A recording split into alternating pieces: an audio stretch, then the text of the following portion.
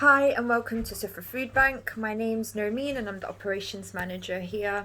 I'm going to be showing you around our building and showing you how we've been running our operations during the crisis. So to start, this is our entrance.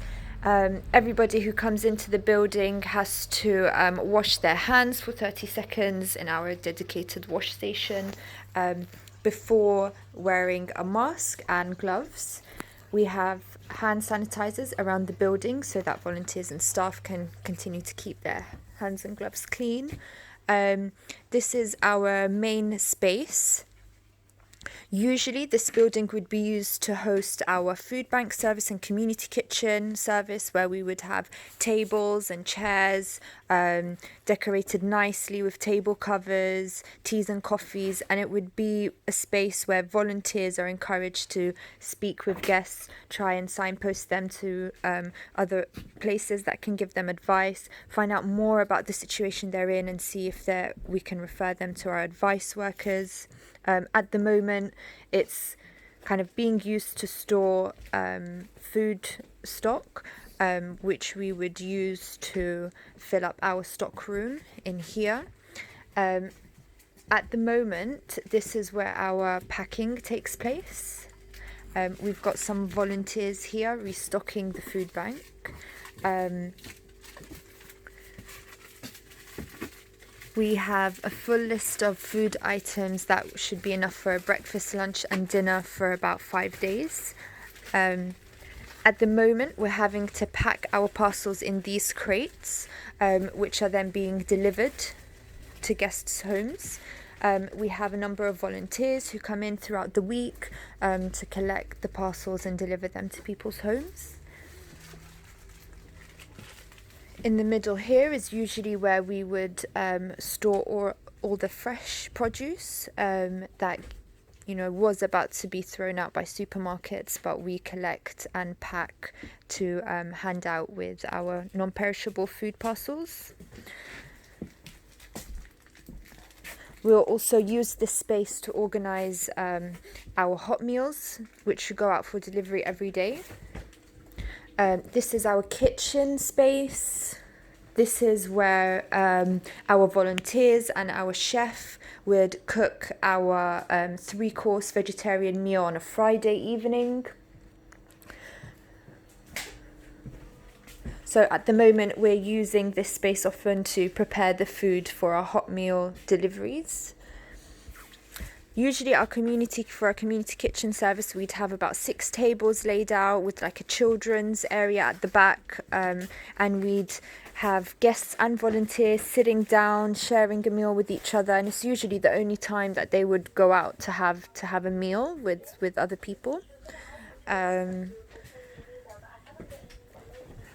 Usually during food bank, these racking shelves would be filled with fresh produce, and guests would be able to come in and pick what items they want, so that it's almost like a supermarket feel where they get to choose which items they receive. The same thing applies to our shopping lists, which I'll show you. Usually our guests would come and they would select what items they would want from the parcel, so that they've got a sense of agency in what they're receiving. It's not that they just come in, get a bag of food and are told to leave.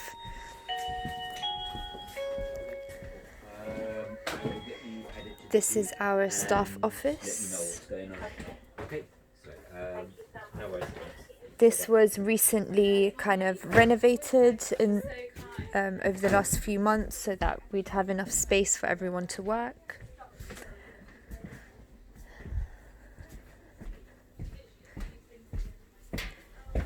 We leave through the back. We have our sheds. We have one here and at the back. That's where we store kind of all of our resources, from like furniture to office supplies.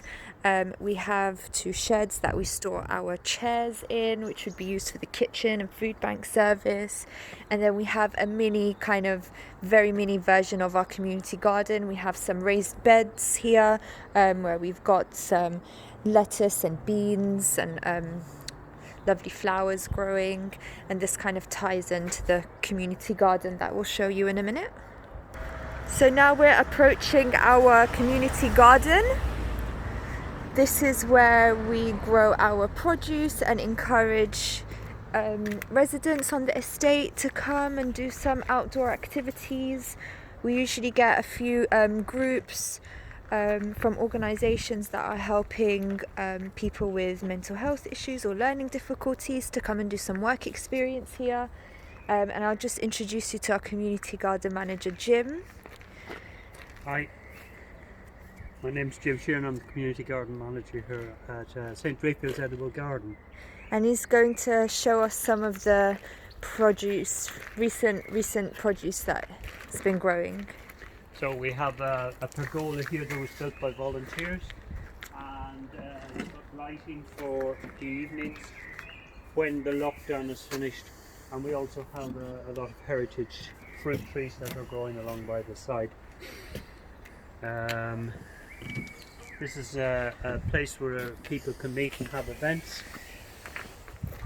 We've also got a pizza oven right at the back, and brick oven. Wild bird feeding station as well. We've got 2 of those, so that the birds are encouraged to come into the garden. But apart from wild birds, we have chickens. So there's 10 birds in here who are producing about 7 or 8 eggs a day. They're very tame, lovely animals, always looking for something to eat.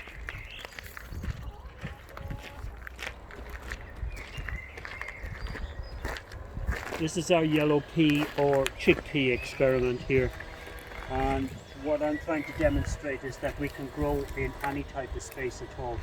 So as you can see, the chickpeas are growing quite nicely here in the smallest of spaces. So we're demonstrating to the local community that it is possible to grow in something even like a reclaimed box like this. This is the Indian garden that's gone half wild, but there's lots of chives, mint, there's rhubarb, there's fennel, there are fruit trees in here as well. Growing amongst all the weeds, there are things that are valuable for people. Also got our teepee. Teepee's got a meeting space inside, This which is is where closed to the public, but you can have a look. You can see how it's been laid out. There's a carpet in there now. This is where some residents sometimes have their meetings here, or will have young kids have classes in there. These 2 bags of soil have been offered to the local community, who are taking the soil in wheelbarrows over to the raised beds that we've given them. This is our potato area. Again, emphasis on growing stuff in small spaces. So the potatoes are growing in there. We have Jerusalem artichokes, we have pea shoots, and then we've offered growing spaces to people in the local area who come over once a week. So We've got about 10 residents who've got growing boxes like this now. they've got growing boxes in their own gardens, but we also have 3 or 4 growing boxes here for people to come over and use. This lady comes over on a Friday and she has tomatoes, peas, onions, coriander. She's put in artichokes and sunflowers down at the back, and she's growing her own mint here as well. Lovely. So we're also looking at we're working with a company called Rocket Gardens, who have we've purchased peas, cabbage, rocket, spinach, lettuce, beetroot, carrots.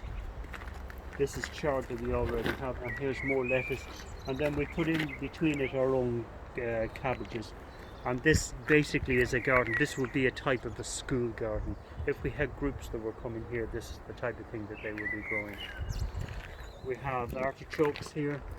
We have calendula, which dissuades the green fly from settling around.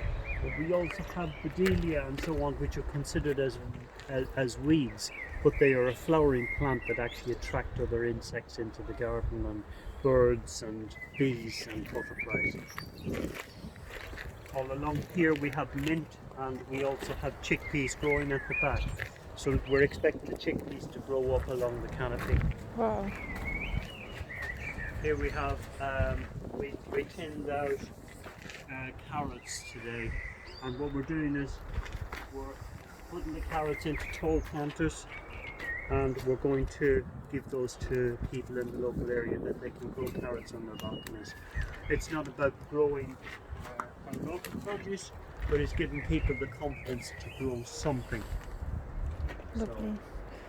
The polytunnel. Our tomatoes Oh. are growing here.